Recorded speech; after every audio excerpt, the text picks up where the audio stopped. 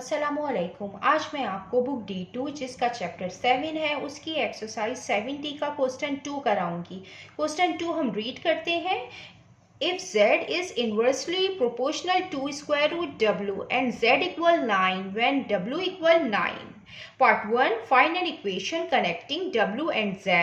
Part 2. Find the value of z when w equals 16. Part 3. Calculate the value of w when z equal 3.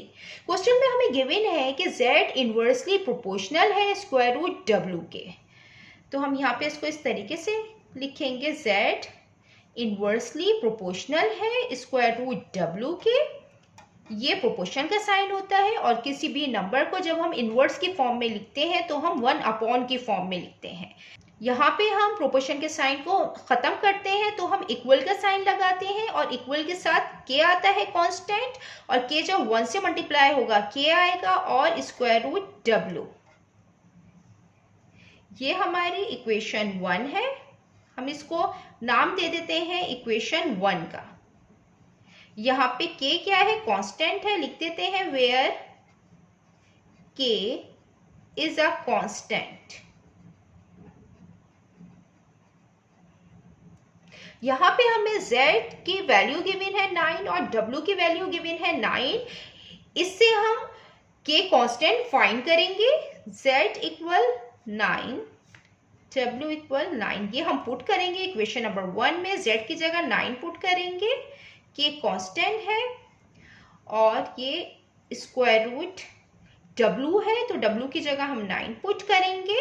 और हम जानते हैं कि 9 जो है ये 3 का स्क्वायर होता है, तो 9 equal k upon square root 3 का स्क्वायर। 9 जो है वो 3 का स्क्वायर है तो ये स्क्वायर से स्क्वायर रूट कैंसिल होता है, तो ये 3 आएगा। 9 इक्वल k अपॉन 3।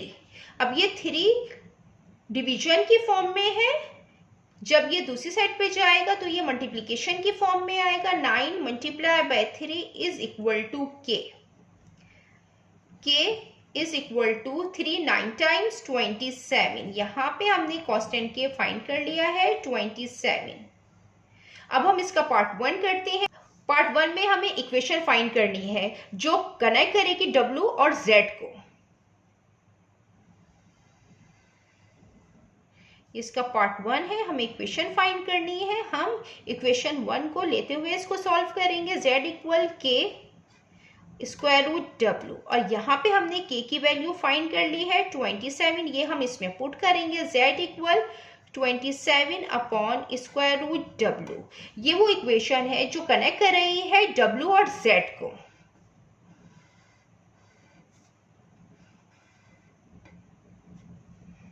अब हम इसका पार्ट 2 करते हैं। इसका पार्ट 2 है find the value of z when w equal 16। यहाँ पे हमें z की वैल्यू फाइंड करनी है और हमें w की वैल्यू गिवन है 60। हम इक्वेशन 1 से ही इसको सॉल्व करेंगे। इक्वेशन 1 हमने निकाली थी z equal k constant upon square root w।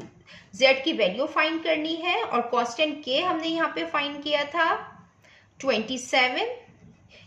k की जगह हम 27 पुट करेंगे और स्क्वायर रूट w है, ये w की जगह 16 आएगा। और हम जानते हैं कि 16 जो है वो 4 का स्क्वायर होता है। 27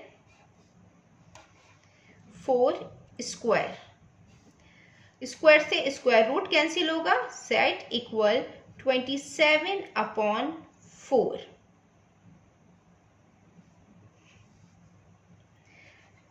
जब 27 को हम 4 से डिवाइड करते हैं तो 6.75 आएगा। ये z की वैल्यू है जो हमने यहाँ फाइंड कर ली है। अब हम इसका पार्ट 2 करते हैं। इसके पार्ट 2 में हमें w की वैल्यू फाइंड करनी है और z की वैल्यू गिवन है 3। हम इक्वेशन 1 को रखते हुए सॉल्व करेंगे इक्वेशन 1 से ही। k upon square root w, z की जगह 3 पुट करेंगे और जो हमने कांस्टेंट k फाइंड किया था वो 27 था। k की जगह हम 27 रखेंगे। स्क्वायर रूट W है और W की वैल्यू फाइंड करनी है। स्क्वायर रूट W यहाँ पे डिवीजन की फॉर्म में है, जब ये दूसरी जगह जाएगा तो मल्टीप्लिकेशन की फॉर्म में आएगा। 3 into square root W is equal to 27। हमें यहाँ पे W की वैल्यू फाइंड करनी है और 3 से मल्टीप्लाई हो रहा है, तो जब ये दूसरी साइड पे जाएगा तो डिवीजन की फॉर्म में आएगा। तो square root W is equal to 27/3।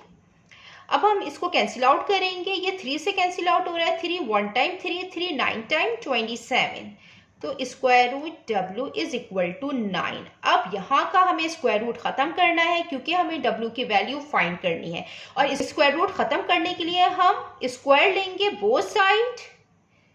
W square root W square is equal to 9 पे स्क्वायर से स्क्वायर रूट कैंसिल हो जाएगा, तो यहाँ पे W आएगा और 9 का स्क्वायर 81 होता है। ये W की वैल्यू हमें फाइंड करनी थी, ये हमने यहाँ फाइंड कर ली है।